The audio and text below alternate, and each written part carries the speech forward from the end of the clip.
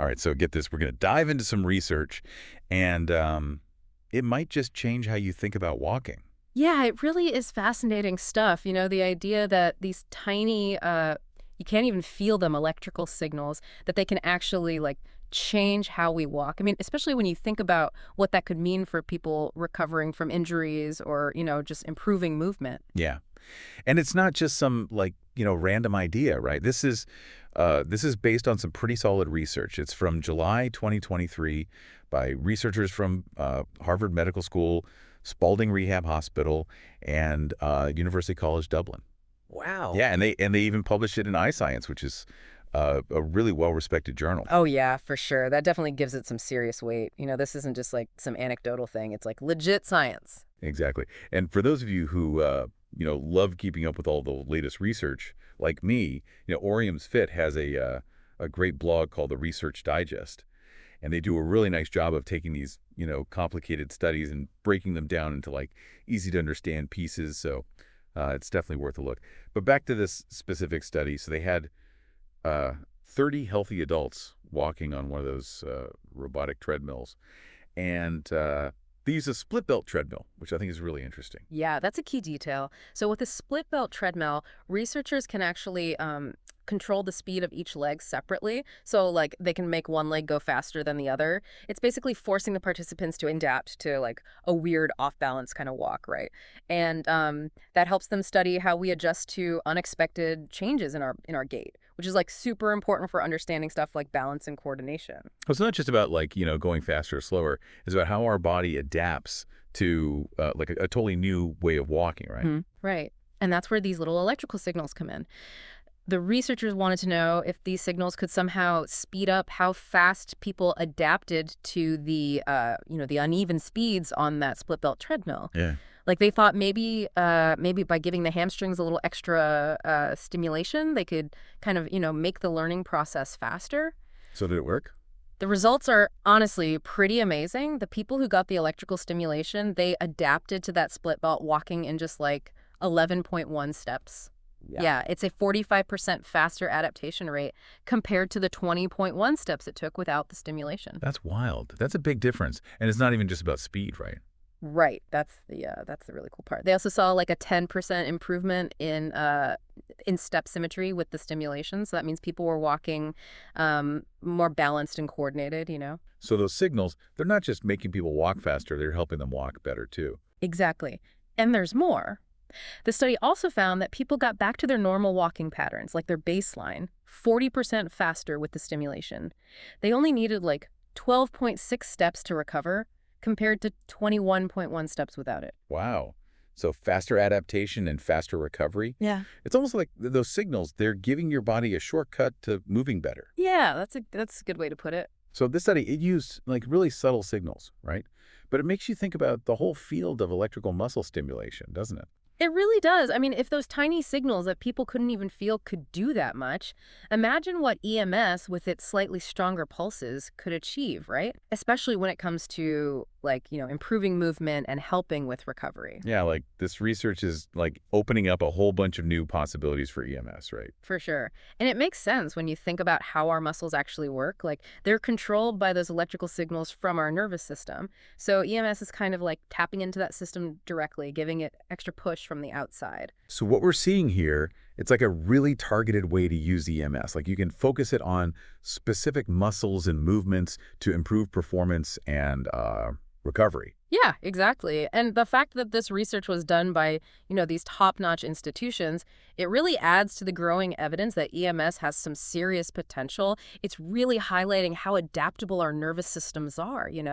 Like even these tiny little inputs can change how our brain and muscles work together and, adapt to these new challenges. So we're not like stuck in our ways. Our bodies, they actually have this ability to change and improve. Exactly. Yeah. It's pretty cool. It's like we're not just, limited to the way we move now, like with the right kind of input. We can actually improve our coordination, our balance, and, just how efficiently we move overall. That's really exciting. So this research, it's like opening up all these possibilities, not just for dealing with injuries, but for like making human movement better in general. Right, and this is where, the whole field of EMS comes in. I mean, if these tiny signals that people can't even feel can have such a big effect, just imagine what EMS could do, Right. right? Well, With its, slightly stronger, more targeted, it's applications. like we've only just started to figure out what we can do with electrical stimulation. Exactly. This study, it's like a jump start for EMS research, inspiring people to try new things and come up with new innovations. It's a really exciting time to be following this field. It feels like we're about to see some like groundbreaking stuff. I think so too. But, while we're all excited about the potential benefits, we also need to think about the potential downsides and, ethical stuff as this technology gets more advanced. That's a good point. Like with any powerful tool, we need to be careful how we use it. Absolutely. We have to make sure that EMS technology is being used in a safe and ethical way, you know, Hmm. and that people's well-being is always the top priority. Now, I know this is all pretty new, but is there anything from this study that, the average person can take away and use right now? Yeah, I think there are a few key things. First, it really shows how important it is to challenge our bodies in new ways. Like, try a new sport, take a dance class, or even just mix up your workout routine, right? The point is to expose yourself to different ways of moving that helps your nervous system stay sharp and adapt better. So, like, get out of your comfort zone and try new things. Exactly. And second, this research really highlights the power of targeted interventions. So whether it's through EMS or other types of physical therapy, if you focus on specific muscle groups and movement patterns, you can see some big improvements in how you function and perform. It's not just about working harder, it's about working smarter, too. Exactly. And lastly, I think this study gives us like a sense of hope. It reminds us that our bodies are incredibly strong and they can adapt to a lot, and that we have more control over our physical abilities than we might think. That's awesome. Yeah. So even if we're not all walking around with little electrical stimulators in our clothes yet, we can still use these ideas in our daily lives. For sure. By understanding how powerful even small inputs can be, and by challenging ourselves and, uh, you know, seeking out targeted interventions when we need them, we can all tap into our body's full potential. This has been a really interesting conversation. Hmm. I'm already thinking about how I can use these insights myself. Me too. And this is just the start, As researchers keep learning more about this stuff, I bet we'll see even more amazing applications and discoveries that'll push the limits of what we thought was possible with human movement. And who knows, maybe one day we will be walking around with those tiny electrical stimulators, just gliding through our day, perfectly balanced and graceful. It's a cool thought. But for now, let's stick to the present. We've talked a lot today about, electrical stimulation and how it could change how we move.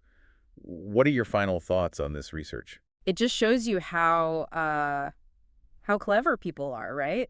And how much we're Hmm. learning about the human body all the time. It's pretty mind-blowing that these like tiny little things can have such a big impact on how we move. Yeah, it really shows you how connected everything is. Like our brains, our muscles, the way we move, it's all linked together. Totally. And this study, it was all about walking, but I think what they found could apply to so much more than that. Like imagine using this technology for athletes or people recovering from injuries or even just everyday movements. It makes you wonder, like, what else can we unlock in our bodies with this stuff?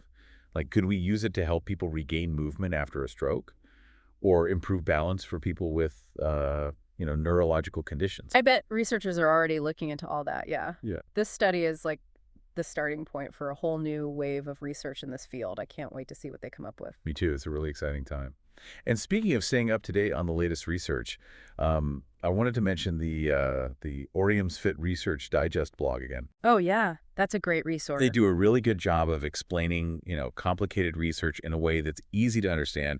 And they have a really good summary of this particular study, too, with links to the original paper. It's perfect for anyone who wants to, dig a little deeper into the science behind movement and learn more about EMS.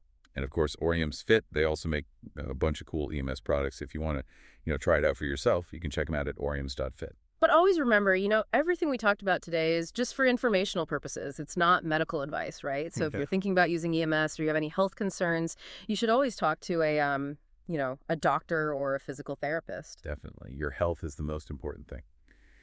Well, that brings us to the end of our deep dive into this amazing research on those tiny electrical signals and how they affect walking.